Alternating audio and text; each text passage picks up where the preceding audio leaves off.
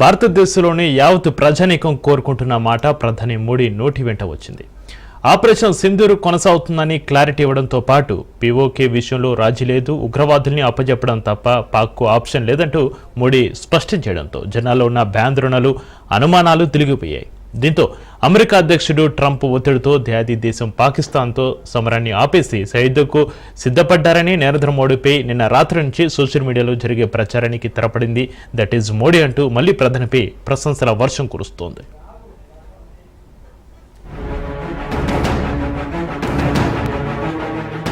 Operation Sindoor పేరుతో ధ్యాది దేశం పాకిస్తాన్పై భారత సైనిక దళాలు విరుచుకుపడబోతున్నాయని యావత్ దేశం ఆసక్తిగా ఎదురుచూస్తున్న తరుణంలో అకస్మాత్తుగా రెండు దేశాల యుద్ధానికి విరామం చెప్పి శాంతి చర్చలకు సిద్ధమయ్యాయి.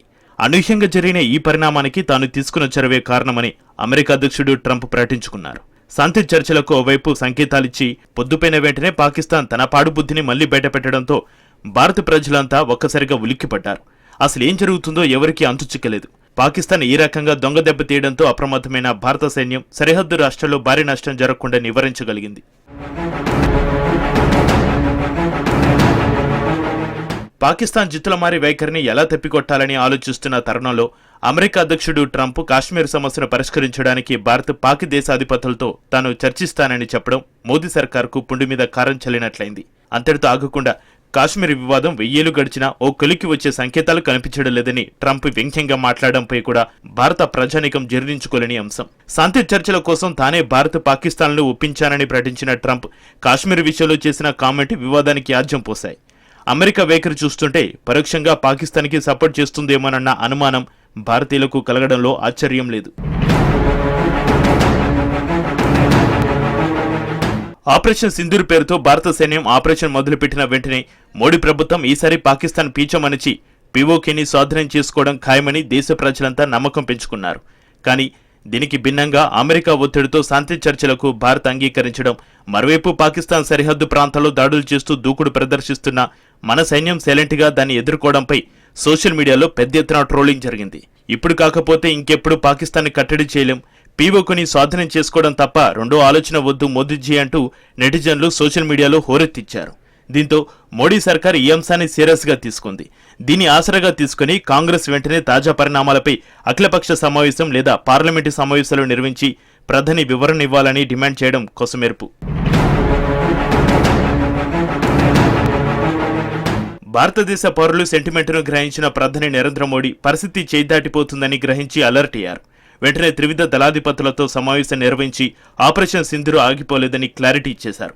అంతేకాకుండా కాశ్మీర్ సమస్య పరిష్కారంలో ఎవరి మధ్యవర్తిత్వం తమకు అవసరం లేదని అమెరికా అధ్యక్షుడు ట్రంప్కు తేల్చి చెప్పడంతో మోదీ వ్యూహాత్మకంగా వివరించారు. పీఓకే స్వాధీనం, ఉగ్రవాదుల అప్పగింత అనే ప్రధాన అంశాల ప్రతిపాదికనే పాకిస్తాన్తో శాంతి చర్చలు ఉంటాయని, ఈ విషయంలో తగ్గేదే లేదంటూ మోడీ స్పష్టతనివ్వడాన్ని ఆపరేషన్ సింధూర్లో టర్నింగ్ పాయింట్ అని చెప్పాలి.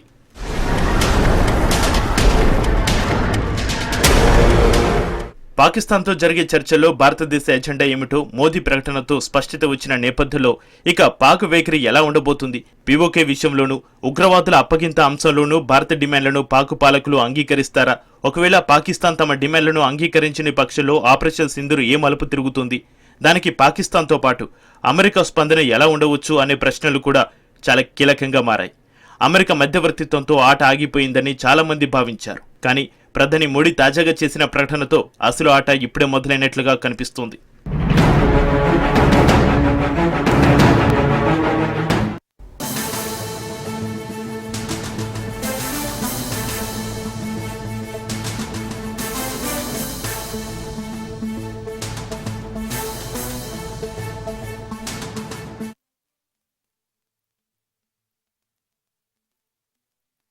రోడ్డు ప్రమాదం జరిగింది. ప్రయాణికులతో వెళ్తున్న బస్సు కొండపై నుంచి బోల్తా పడింది.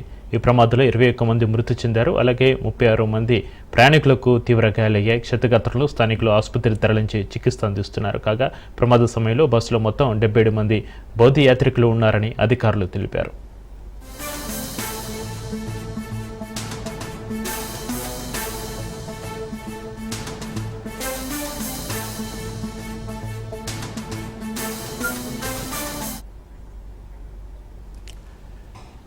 బ్రేకింగ్ న్యూస్ చూస్తున్నాం. శ్రీలంకలో ఘోర రోడ్డు ప్రమాదం జరిగింది. ప్రయాణికులతో వెళ్తున్న బస్సు కొండపై నుంచి బోల్తా పడింది. ఈ ప్రమాదంలో 21 మంది మృతి చెందారు. అలాగే 36 మంది ప్రయాణికులకు గాయాలయ్యాయి. క్షతగాత్రులను స్థానికులు ఆసుపత్రికి తరలించి చికిత్స అందిస్తున్నారు. కాగా ప్రమాద సమయంలో బస్సులో మొత్తం 77 మంది బౌద్ధ యాత్రికులు ఉన్నారని అధికారులు తెలిపారు.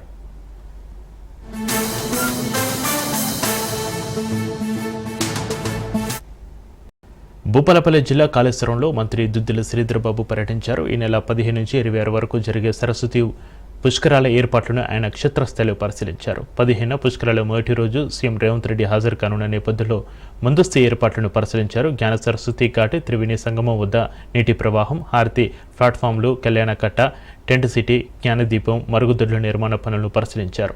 గోదావరి హారతిని భక్తులు వీక్షించేందుకు ఏర్పాట్లు చేపట్టాలని, 13 వరకు డే అండ్ నైట్ త్వరితగతిన పనులు పూర్తి చేయాలని అధికారులను ఆదేశించారు. పుష్కరాలకు తరలివచ్చే భక్తులకు ఇబ్బందులు కలగకుండా ఏర్పాట్లు చేయాలని సూచించారు. పుష్కరాల సందర్భంలో రాష్ట్ర ప్రభుత్వం తరఫున రాష్ట్ర స్థాయి ఉన్నతాధికారులు, దేవాదాయ శాఖ సంబంధించిన ప్రిన్సిపల్ సెక్రటరీ, కమిషనర్, ఇతర అధికారులతో పాటు జిల్లా కలెక్టర్ గారి పర్యవేక్షణలో వివిధ డిపార్ట్మెంట్లకు సంబంధించి ఇక్కడ జరుగుతూ ఉన్న ఆర్ఎన్బి, ఇరిగేషన్, పంచాయతీరాజ్ మరియు దేవాదాయ శాఖకు సంబంధించిన పనులన్నింటినీ కూడా పర్యవేక్షించి 15వ తారీఖు నుంచి జరగబోయే అతి పవిత్రమైన ఈ పుష్కరాల సందర్భంలో అనేక మంది పుణ్యస్నానం చేయడానికి వేలాది మంది భక్తులు ఇక్కడికి రావటం జరుగుతుంది కనుక అన్ని తీర్ల సౌకర్యాలు కలిగేయాలని ఉద్దేశంతోనే రాష్ట్ర ప్రభుత్వం మొదటి నుంచి మరి తగు విధమైన చర్యలు 35 కోట్ల రూపాయల నిధులతో ఈ పుష్కరాలు ఇక్కడ గొప్పగా జరగాలని ముఖ్యమంత్రి గారు మరి దేవాదాయ శాఖ మంత్రి గారు కాళేశ్వరంలో జరుగుతూ ఉన్న ఈ పుష్కరాలకు సంబంధించి నిధులు కేటాయింపు చేయడం, వేగవంతంగా పనులన్నింటినీ పూర్తి చేస్తూ ముందుకు నడుస్తూ ఉన్న తరుణంలో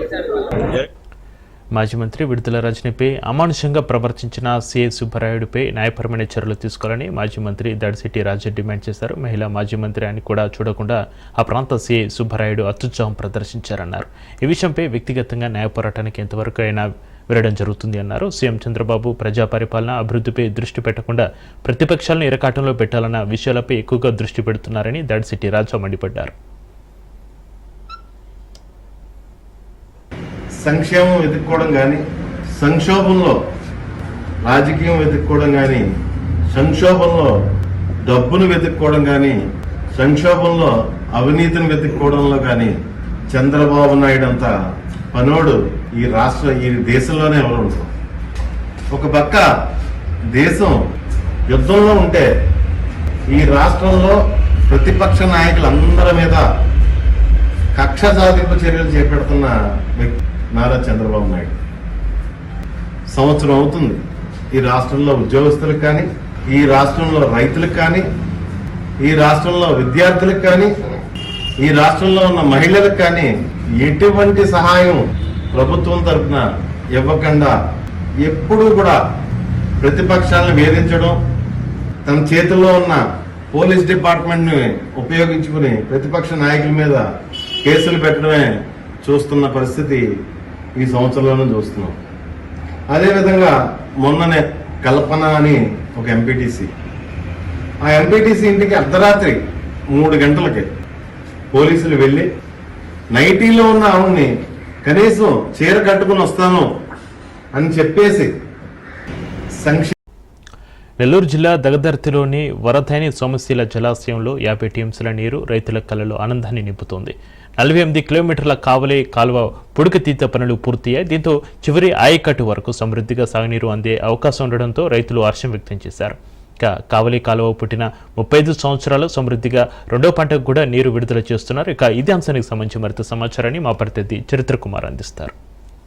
హర్షకుల పాలిటి కల్పతరు ఈరోజు సోమశిల జలాశయం నెల్లూరు జిల్లాకే ఒక వరమానం అని చెప్పాలి. అయితే సోమశిల జలాశయంలో ఈరోజు 50 టీఎంసీల నీరు ఉండడం, టోటల్గా కూడా నెల్లూరు జిల్లాకు సంబంధించిన అనేక ప్రాంతాలకు 2వ కారు నీళ్లు ఇవ్వాలన్నటువంటి తలంపుతో అయితే కూటమి ప్రభుత్వం వచ్చింది. అయితే ఇక్కడ ప్రధానమైనటువంటి కాలువ కావలి కాలువ 2014-15లో దీని పుడికితీతలు తీశారు. ఇప్పుడు మళ్ళీ కూడా 2025లో పుడికితీతలు తీసిన పరిస్థితి. అయితే 3,75,00,000 రూపాయల ఈ కాంట్రాక్టు ఆశ్చర్యం కలిగించే విధంగా రైతులే ఇక్కడ కాంట్రాక్టర్లుగా మారారు.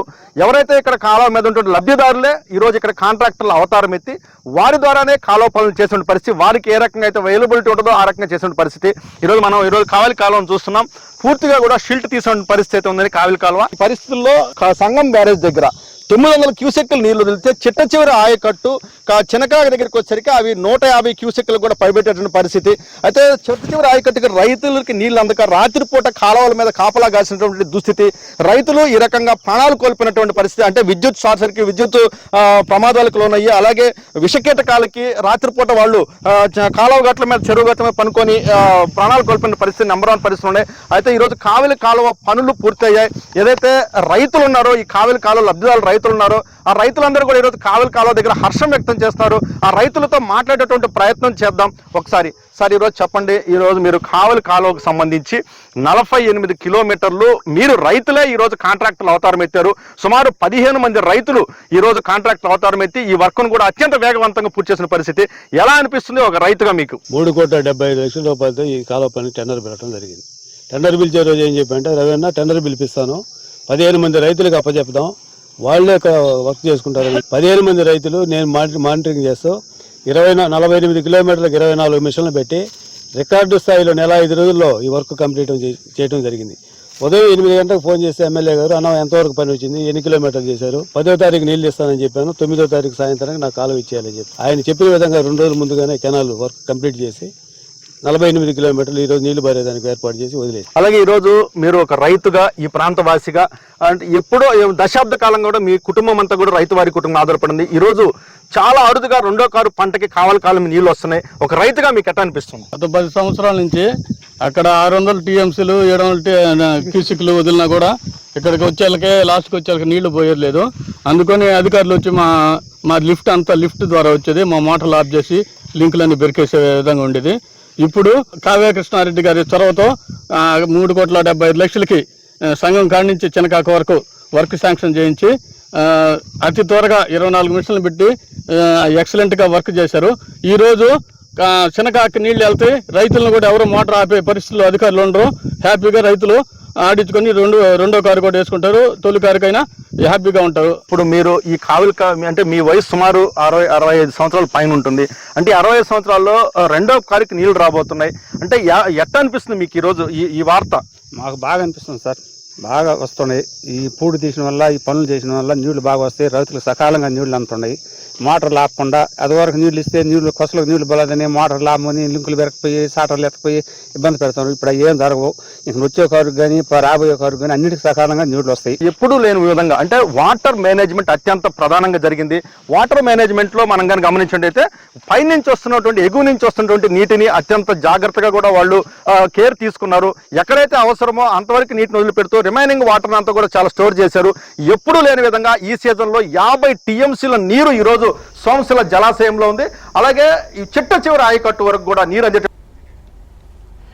తెలంగాణ వెబ్సైట్ ఫలితాలు నారాయణ విద్యుత్ సంస్థలు అద్భుతమైన విజయాన్ని సాధించాయి. ఈ సందర్భంగా మాదాపూర్ నారాయణ విద్యుత్ సంస్థల ప్రధాన కార్యాలయంలో ర్యాంకులు సాధించిన విద్యార్థులను ఆ సంస్థ డైరెక్టర్స్ ఘనంగా సన్మానించారు. విద్యార్థులు ఇంజనీరింగ్, అగ్రి ఫార్మసీ విభాగాల్లో స్టేట్ ఫస్ట్ ర్యాంకులు సాధించడం విశేషమన్నారు. మొదటి 11 ర్యాంకులో 6, మొదటి 100 ర్యాంకులో 54 ర్యాంకులు నారాయణ విద్యార్థులకి దక్కాయన్నారు. ఈ ఘన విజయం వారి ప్రత్యేకమైన విద్యా ప్రణాళిక, శిక్షణకు నిదర్శనమన్నారు. 46 సంవత్సరాలుగా టాప్ ర్యాంకులే లక్ష్యంగా పనిచేస్తున్నామని, ఈ విజయానికి సహకరించిన విద్యార్థులు, వారి తల్లిదండ్రులను డైరెక్టర్స్ సింధూర నారాయణ, సరణి నారాయణ కొనియాడారు.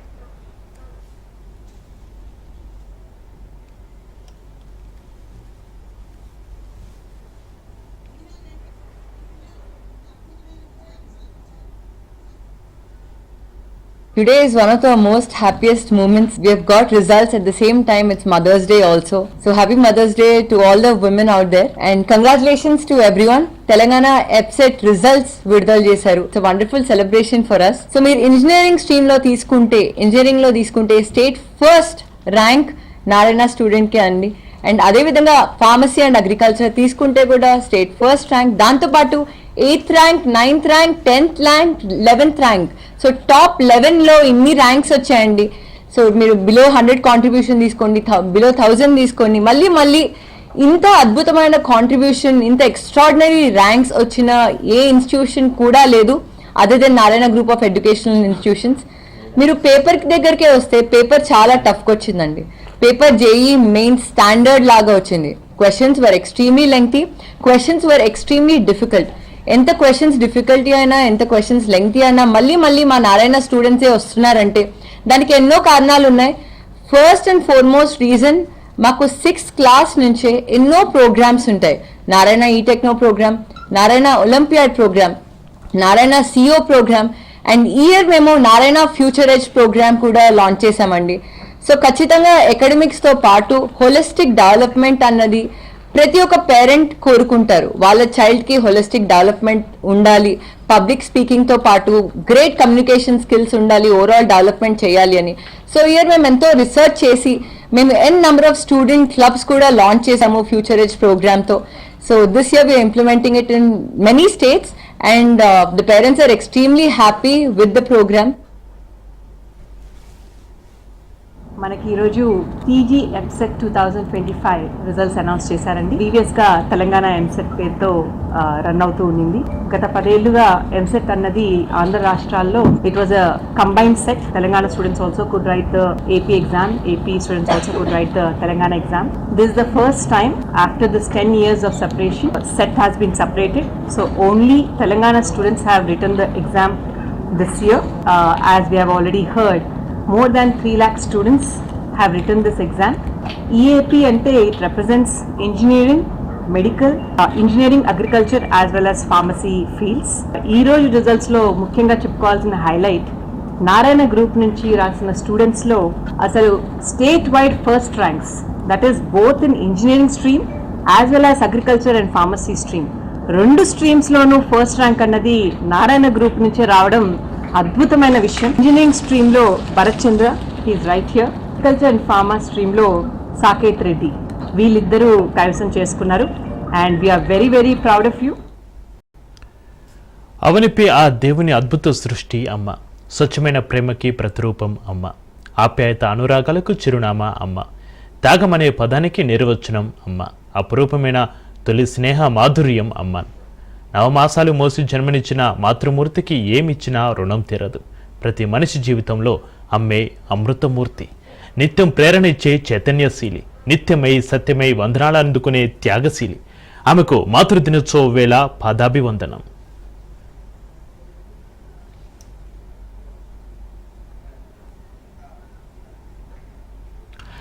అమ్మ అనే 2 అక్షరాలు అనురాగ చిహ్నాలు, ఆత్మీయతకు సంకేతాలు. సృష్టిలోని జీవరాశులన్నిటికీ మూల కారణం మాతృమూర్తే. ఆప్యాయత ఆమె సొంతం, సహనానికి మరో రూపం. అందుకే తల్లిది అద్వితీయ స్థానం. ప్రతి మనిషికి తొలి గురువు అమ్మే. మనం వేసే ప్రతి అడుగులో నడిపించే మార్గదర్శి. త్రిమూర్తులైనా, అల్లా అయినా, జీసస్ అయినా అమ్మ ఆలనా పాలనలోనే అంతటి వారయ్యారు. అందుకే స్వర్గం ఎక్కడుందంటే తల్లి పాదాల చెంతనే అని సందేశం ఇచ్చారు.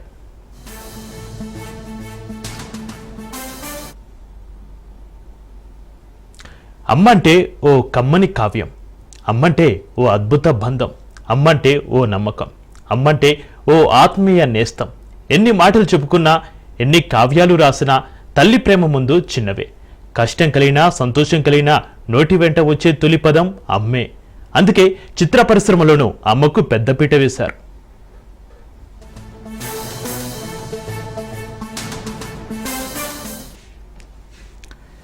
అమ్మంటే ఆప్యాయత, అమ్మంటే అనురాగం. సృష్టికి మూలం అమ్మ, దేవుని ప్రతిరూపమే అమ్మ. అందుకే దేవుడు అన్ని చోట్ల ఉండలేక అమ్మను సృష్టించారంటారు. అందుకే అమ్మను దేవుడి ప్రతిరూపంగా కొలుస్తారు. ఇంటి కోసం, పిల్లల కోసం జన్మంతా కష్టపడమే తప్ప తన కోసం ఏది ఆశించని నిస్వార్థ జీవి అమ్మ. కన్నులకు కనిపించని బాధను మనసుతో తెలుసుకుంటుంది. పెదవులు పలకని ఆకలిని కన్నులతో గ్రహిస్తుంది. తమ కోసం సర్వస్వం ధారపోసి పెంచి పెద్ద చేసిన తల్లి హృదయం వారి క్షేమం కోసమే ఎప్పుడూ పరితపిస్తూ ఉంటుంది. అందుకే అమ్మ గొప్పతనం ఎంత చెప్పుకున్నా తక్కువే. అందుకే మాతృ దినోత్సవం రోజున మాతృదేవోభవ అంటారు. కన్న తల్లి రుణం తీర్చాలంటే అమ్మగా పుట్టాల్సిందే.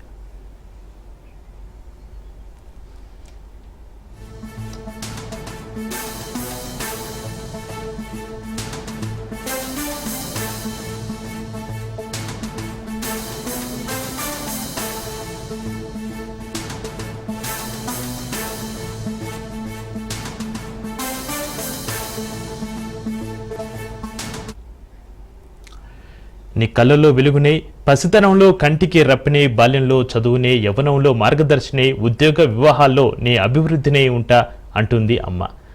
ఆ తర్వాత ఎండుటాకే రాలిపోయే సమయంలో కూడా తన బిడ్డల బాగోగులు చూసే దేవతగా నిలుస్తుంది అమ్మ. జన్మనిచ్చిన పాపానికి భూదేవికి మించిన ఒరిమితో కన్నబిడ్డలకు నీడే నిత్యం వారి బాగోగులే జీవనంగా బతుకుతుంది అమ్మ.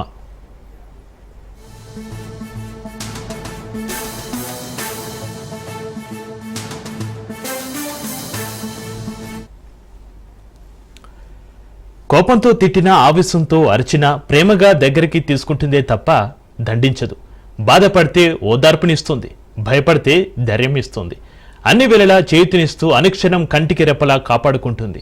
ఓ గురువులా, ఓ స్నేహితుడిలా, ఒక శిక్షకుడిలా, ఒక సేవకుడిలా అన్నీ తానే అందమైన భవిష్యత్తును అందించేదే అమ్మ. ఇంకా అమ్మ గురించి ఏమని చెప్పాలి, ఎలా చెప్పాలి, ఎంత చెప్పినా తక్కువే అనిపిస్తుంది అమ్మ గురించి.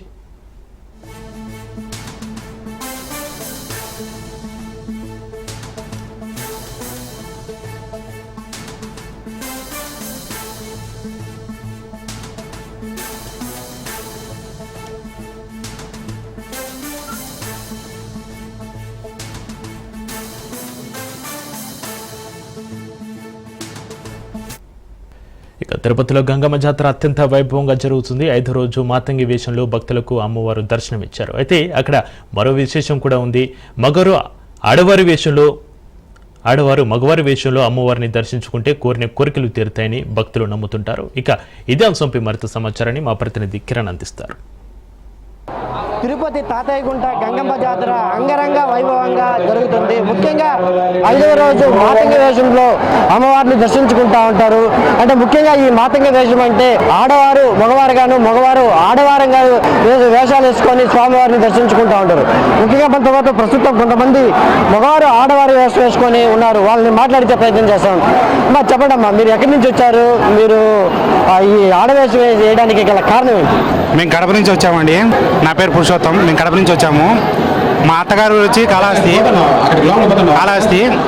నేను పెళ్లి కోసం మామూలుగా మొక్కబడి చేస్తున్నాము. అది అయిన తర్వాత తర్వాత సంవత్సరమే రావడం జరిగింది. అయిన తర్వాత సంవత్సరమే రావడానికి కుదరలేదు. లాస్ట్ ఫిబ్రవరిలో మ్యారేజ్ అయింది. తర్వాత వెంటనే రావడానికి అప్పుడు కొద్దిగా కుదరలేదు. సో ఈ సంవత్సరం వచ్చాము. అంటే ఇదంతా అమ్మవారి అలంకరణ అనుకోవాలి? అవునవును, అమ్మవారి అలంకరణ.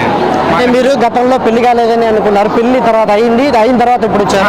అయిన తర్వాత వచ్చినాము. అమ్మవారికి మా పెళ్లి కోసం మేము మొక్కబడి చేసుకున్నాము. పెళ్లి అయింది, తర్వాత తీర్చుకోవడానికి వచ్చాము. మా వైఫ్ అదే వాళ్ళ వైఫ్ ఉన్నారు, మా వైఫ్ని మాట్లాడించే ప్రయత్నించారు. చెప్పండి అమ్మా, మీ ఆయన చూసే మీకు జల్సీగా ఆయన అనిపిస్తుందా? మీకంటే కూడా అందంగా ఉన్నాడు అనిపిస్తుంది? నాకన్నా అందంగానే ఉన్నాడు. నాకే హ్యాపీగా ఉంది. No problem. దేవుడి దయ తప్ప మనం ఏం చేయలేం దాని గురించి. నాకైతే హ్యాపీ. ప్రతి సంవత్సరం వచ్చి దర్శనం చేసుకుంటారా? ఎందుకు? పెళ్ళి 1 year అయింది. ఇంకా నెక్స్ట్ అనేది మనకు తెలియదు. ఆ అమ్మ దయ రప్పించుకుంటే వస్తా ఉంటాం, లేదంటే లేదు. శివశంకర్, నేను గత 10 సంవత్సరాలు తిరుపతిలో నివసిస్తున్నాను. అందరి విలేజ్లో కూడా 2 రోజులు 3 రోజులు చేస్తారు గంగ జాతర. మన తిరుపతిలో గంగ జాతర దాదాపు 1 వారం రోజుల వరకు చేస్తారు. ఈ యొక్క గంగ జాతర చూడడానికి చాలా మంది కూడా బయట నుంచి తరలి వస్తారు ఇక్కడ అమ్మవారిని ఆశీర్వదించగలుగుతారు. కాబట్టి అమ్మవారు ఆ తిరుపతి ప్రజలందరినీ కూడా అమ్మవారి ఆశీర్వాదాలు అందరూ ఉండాలని కోరుకున్నాను. నేను ఈ యొక్క అమ్మవారి వేషము ఈ యొక్క ఫస్ట్ టైం నేను వేస్తున్నాను, కానీ చాలా ఆనందంగా ఉంది, అద్భుతంగా ఉంది. Thank you.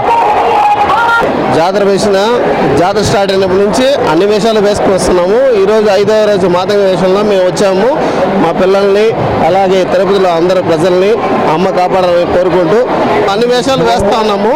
ఈరోజు భాగంలో మాతంగి వేషం వేసుకునేసి ఆ తల్లి కృపకి పాత్రదాలమై నిలబడాలనేసి అనుకుంటున్నాము. ప్రతి సంవత్సరం గంగ జాతరకు 5వ రోజు మేము అమ్మవారి వేషధారంలో వచ్చి మా కోరికలు కోరుకుంటాం. అది నెరవేరితే మరి అవతల సంవత్సరం మేము వేషం వేసుకొచ్చి అమ్మవారి అలంకరణలో అమ్మవారికి కనబడుతూ ఉంటాము. అమ్మవారు మా కోరికలు తీరుస్తూ ఉంటారు. 9 సంవత్సరాల నుంచి చేస్తూ ఉన్నాను. యాక్చువల్లీ 3rd టైం వేషం వేయడము. ప్రతి సంవత్సరం మేము ఈ మార్గం వేషం వేస్తాము. దేవుణ్ణి ముక్కుంటే ఖచ్చితంగా తీరుతుంది. దానివల్లే అమ్మవారి వేషం వేసుకోవచ్చు. 5వ రోజు గంగమ్మ గుడి ముఖ్యమైన రోజు. మేము ప్రతి సంవత్సరము ఈ మాతంగి వేషం వేసుకుంటాము. ఎందుకంటే మేము మనసులో ఏదో కోరుకుంటే అది నెరవేర్చే దేవుడు గంగమ్మ దేవుడు. కాబట్టి ప్రతి సంవత్సరం మా తాతలు మా నాన్నల కాలం నుంచి ఈ వేషం వేసుకుంటాము 5వ రోజు. ఇది మొత్తం మీద 5వ రోజు తిరుపతిలో తాతయ్యగుంట గంగమ్మ జాతర అంగరంగ వైభవంగా జరుగుతుంది. ముఖ్యంగా ఆడవారు మగవారు ఆడవారుగాను వేషధారం ధరించి అమ్మవారిని దర్శించుకుంటూ ఉంటారు. అయితే ఇలా దర్శించుకోవడం మాకు చాలా ఆనందంగా ఉంటుంది. ముఖ్యంగా తమ కోరిన కోరికలు కూడా తీర్చే కల్పవల్లిగా గంగమ్మ తల్లిని మేము మొక్కుంటూ ఉంటాం. అందుకనే మాకు ఈ మొక్కున కోరికలు ఏదైతే తీర్చాయో అందుకనే భాగంగానే మేము ఈ అమ్మవారికి ఆడవేషం వేసుకొని మేము దర్శించుకుంటామని చెప్పి తిరుపతి వాసులే కాకుండా బయట నుంచి ఇతర రాష్ట్రాల నుంచి కూడా వచ్చిన భక్తులు అయితే చెప్పుకున్న పరిస్థితి కనిపిస్తా ఉంది. కెమెరా పర్సన్ రమణాతో కిరణ్ రాజ్ న్యూస్ తిరుపతి నుంచి.